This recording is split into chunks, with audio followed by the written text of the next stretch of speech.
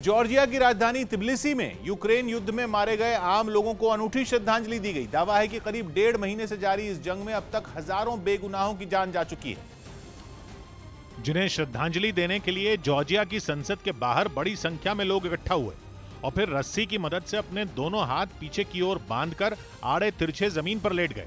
इनमें कुछ लोग तो अपनी साइकिल के साथ ही वहां लेटे दिखाई दिए, जबकि कुछ लोग पास में मौजूद सीढ़ियों पर पड़े नजर आए। इन लोगों को देखकर ऐसा लगा मानो वहां जंग में मारे गए लोगों के शव पड़े हों। इस दौरान कुछ लोग अपने कैमरों की मदद से उनकी इस अनूठी श्रद्धांजलि सभा का वीडियो रिकॉर्ड करते दिखाई दिए। उधर यूक्रेन में चल रही जंग जितनी लंबी हो रही है, चीन की चिंताएं भी उतनी ही बढ़ रही हैं।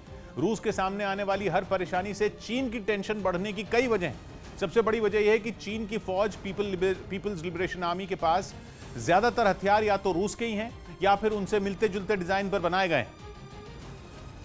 इसीलिए रूस की फौज को मिलने वाले झटके चीन की टेंशन बढ़ाने वाले हैं। आसमान से जमीन पर गिरने वाला रूस का हर प्लेन चीन को परेशान कर रहा है। यूक्रेन की फौज को मिलने वाली हर कामयाबी रूस की तरह चीन की भी चिंता बढ़ा रही।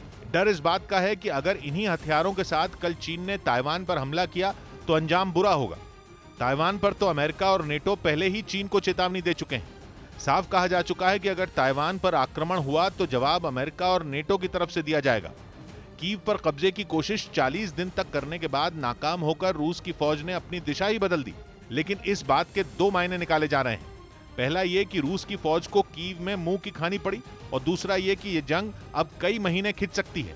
लेकिन दोनों ही सूरत में चीन के लिए परेशानियां कई गुना ज्यादा होने वाली हैं, जिसकी वजह केवल चीन और रूस की नजदीकियां नहीं है बल्कि चीन की अर्थव्यवस्था भी है।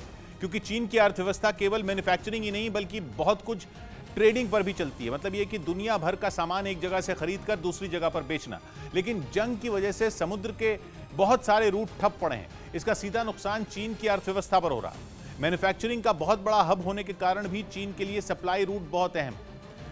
समुद्र के रास्ते चीन के लिए दुनिया भर में फैले अपने ग्राहकों तक माल पहुंचाना मुश्किल हो रहा है। जैसे जैसे जंग लंबी होती जाएगी, चीन के लिए ये मुश्किलें उसके गले की फांस बनती जाएंगी। इसके अलावा भारत की तरह चीन भी अपनी ऊर्जा की जरूरतों के लिए, मतलब पेट्रोल या डीजल के लिए आत्मनिर्भर नहीं है और जंग की वजह से कच्चे तेल की कीमतें आसमान छू रही हैं, जिसका सीधा असर चीन की अर्थव्यवस्था पर भी हो रहा है। सबसे बड़ी बात यह कि चीन की अर्थव्यवस्था में चाहे मैन्युफैक्चरिंग हो या ट्रेडिंग हो, कीमत कम होने की वजह से ही चीन दुनिया पर दबदबा बनाता रहा है। लेकिन कीमतें बढ़ने के बाद चीन के लिए बाजार में टिके रहना भी मुश्किल हो सकता है।